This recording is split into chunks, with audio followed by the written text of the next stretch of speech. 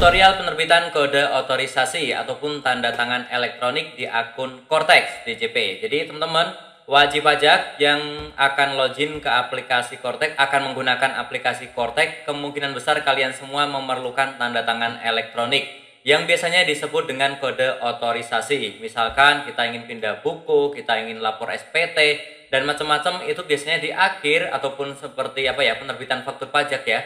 Itu di akhir biasanya akan diminta kode otorisasi. Jadi yang belum punya kode otorisasinya silahkan simak video singkat ini ya. Oke, dan ini adalah contoh saya sudah mendapatkan pesan bahwa saya sudah berhasil mendapatkan kode otorisasinya ya. Caranya sangat gampang ya, silahkan simak video singkat ini. Yang pertama tentunya kita login dulu ke Cortex, kita buka browser, menggunakan handphone bisa, menggunakan komputer juga bisa ya. Kemudian langsung saja kita ketikkan cortexdjp.pajak.go.id. Kemudian setelah itu akan muncul tampilan seperti ini. Silahkan login menggunakan NIK kita ataupun NPWP 16 digit dan juga kata sandi yang sudah kita punyai, dan juga masukkan kode captcha dan klik login. Teman-teman yang belum pernah login ke aplikasi Cortex ya, harus aktifasi dulu. Caranya ada di videoku sebelumnya yang ini, linknya ada di deskripsi. Silahkan dicek saja, sangat mudah juga caranya ya. Kemudian setelah mendapatkan kata sandi, silahkan login menggunakan NIK ataupun NPWP 16 digit dan juga kata sandinya ya, dan klik login. Maka setelah itu tampilannya adalah seperti ini. Nah, di sini untuk membuat kode otorisasi langsung saja kita klik profil saya. Kemudian setelah itu kita pilih yang permintaan kode otorisasi ya, sertifikat elektronik yang kuning ini silahkan dipilih. Kemudian setelah itu akan muncul tampilan seperti ini. Pastikan data yang ada di sini sesuai data kita ya.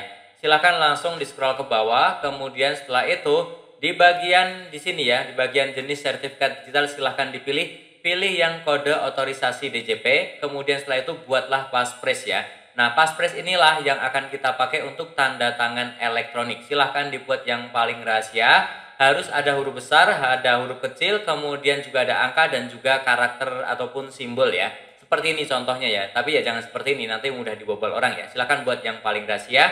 Diisi 2 kali, kemudian setelah itu dicentang dan klik simpan. Maka setelah itu akan muncul tampilan sertifikat digital berhasil dibuat.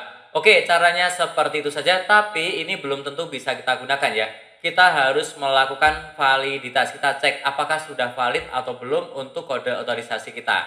Caranya kita kembali ke depan, kemudian setelah itu kita klik portal saya lagi, kemudian kita pilih yang profil saya. Dan setelah itu teman-teman silakan scroll ke bawah, kita cari yang nomor identifikasi eksternal yang ini. Silakan diklik saja, kemudian setelah itu di sebelah kanan ya. Dan ini adalah permohonan kita ya, sertifikat kita ya.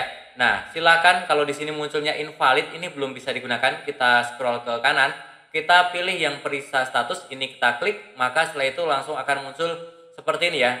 Next generate, kemudian di sebelahnya ada tulisan menghasilkan. Tadinya nggak ada, tapi begitu kita klik yang periksa status akan ada tulisan menghasilkan. Tinggal kita klik lagi yang menghasilkan ini, maka setelah itu teman-teman akan muncul ke tampilan seperti ini ya. Sukses generate ya, seperti ini ya. Dan di sini sekarang statusnya menjadi valid ya. Menjadi valid artinya bisa digunakan. Dan biasanya teman-teman nanti kalau kita cek ya, akan ada notifikasi di atas ya, gambar lonceng di sebelah atas dari tampilan Cortex kita. Nah, ini kalau kita klik isinya adalah informasi ataupun surat-surat yang baru masuk ke Cortex kita. Nah, ini yang atas ini ya, barusan masuk. Kita klik saja, nah nanti tampilannya adalah seperti ini. Pengirimnya adalah e-tax Indonesia, kemudian subjeknya surat penerbitan kode otorisasi DJP. Artinya ini kita sudah berhasil mendapatkan kode otorisasi dan juga sudah valid, yang akhirnya bisa kita pakai untuk di aplikasi Cortex ini. Misalkan kita ingin membuat bukti potong, ingin membuat e-faktur, ingin menerbitkan atau ingin membuat pindah buku ataupun juga SPT ya. Jadi ini yang akan kita pakai passphrase-nya tadi ya, passphrase yang tadi kita buat tadi ya. Oke, seperti itu caranya. Mungkin masih ada yang bingung, boleh diputar ulang video ini ataupun boleh langsung saja bertanya di kolom komentar. Dan sebelumnya disclaimer ya, bahwa aplikasi Cortex ini masih terus berkembang. Yang saya sampaikan ini bisa saja tidak berlaku untuk yang masa datang, bisa saja nanti tampilannya berubah ataupun langkahnya berubah. Jadi pastikan tekan tombol subscribe agar mendapatkan informasi terbaru seputar perpajakan di channelku ini. Jangan lupa tekan tombol subscribe-nya ya. Sampai jumpa di videoku selanjutnya. Terima kasih.